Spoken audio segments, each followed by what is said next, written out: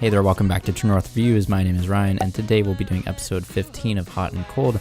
This is a series I like to do where I pick out the best, known as the hot, the worst, known as the cold, in the middle of the road tracks to have been released over the past week. Specifically for this upload, we'll be looking at any songs put out between November 4th and 10th, 2018. As per usual, the songs will be linked down in the description, and if you notice that I've missed a song or two, feel free to let me know. Kicking off this list of hot tracks, which were, in my opinion, the best that I heard over the past week, we have a new single from the Toronto punk rock alternative band The Beaches. This new one is called Fascination, and I reviewed their debut album as part of the Canadian Spotlight series earlier this year, and I feel like this group is really going places because of that album and because of this single. Hopefully they'll get noticed for their infectious hooks soon enough. One of my only critiques for the debut album from this group is really just the lackluster production on some of the deeper cuts, but I can't really blame the band for that because it was most likely either because of two reasons, one being a smaller budget or two being the lo-fi production was what they were really aiming to create with the punk aesthetic. But either way, I just like the step up in the audio quality on this new single, Fascination. Overall, I just find the pop sensibility is there with the catchy na-na-nas for the fans to sing along with, and it's a solid entry into the band's discography moving forward. Up next, we have a new track from Kane Brown. It's called American Bad Dream. He also dropped a full-length record that I've checked out. I think it's pretty good too. And if there's one song I could recommend off that album, it's called American Bad Dream. It's country rock that is memorable for its melody, lyrics, string instrumentation, and even the trap-inspired hi-hats. Yeah, that's right. Trap has an influence on the percussion on this track, but it just adds to the atmospheric and dramatic kind of flair of the song. Furthermore, the lyrics are compelling, much more interesting than the stereotypes of country music. They really delve into the desensitized state of the US with the gun shootings, and it is a great song for prodding at this issue that is facing many of the states over the past few years. And one last thing I want to mention about this song and country as a whole genre is that 2018 is a really good year for music when I have more than one country song to recommend.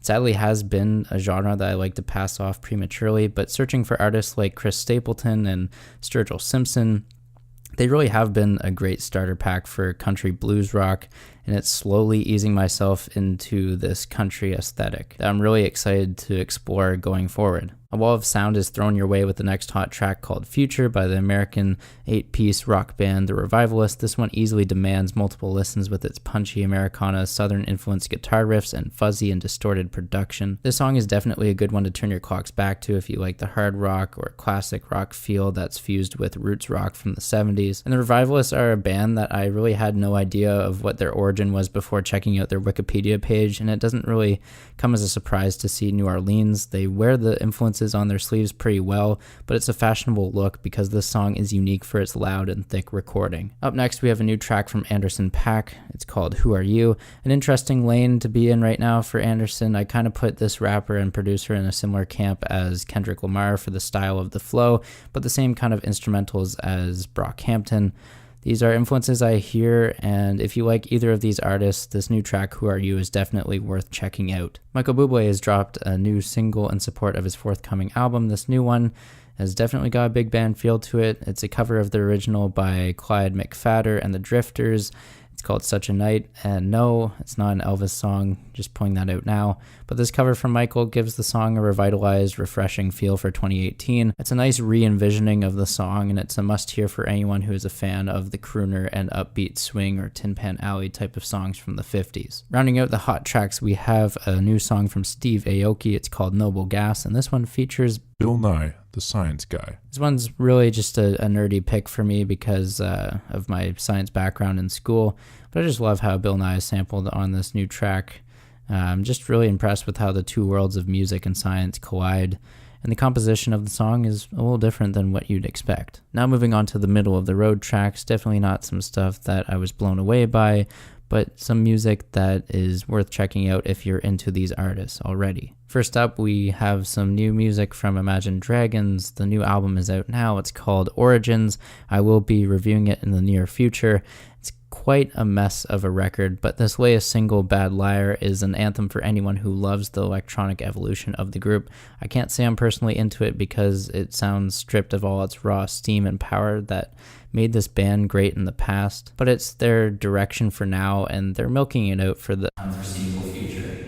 New music was dropped from Muse last week as well. They have a deeper cut on this record, Simulation Theory. It's called Break It To Me. It kind of jumps off the deep end with the synthesizer experimentation, and I can't seem to make up my mind on it just yet. Like, I don't really know if I like it or not, but it's just one of those weird Muse songs that makes you either drop your jaw in amazement or cringe like no tomorrow. So it could really go either way when you listen to it. Just be aware of that. However, if you're more into the soaring Matt Bellamy type vocals with darker and dramatic flair, try checking out the intro track, Algorithm, one that also does a great job with switching up the traditional song structure. Another meh or middle-of-the-road track to have been released over the past week is called Worst Nights by Foster the People, and I'll go on the record to say that I love this band. I don't know why people kind of pass them off as a one-hit wonder, because I think they have a lot of high-quality music in their discography, but this new one here, Worst Nights, is just a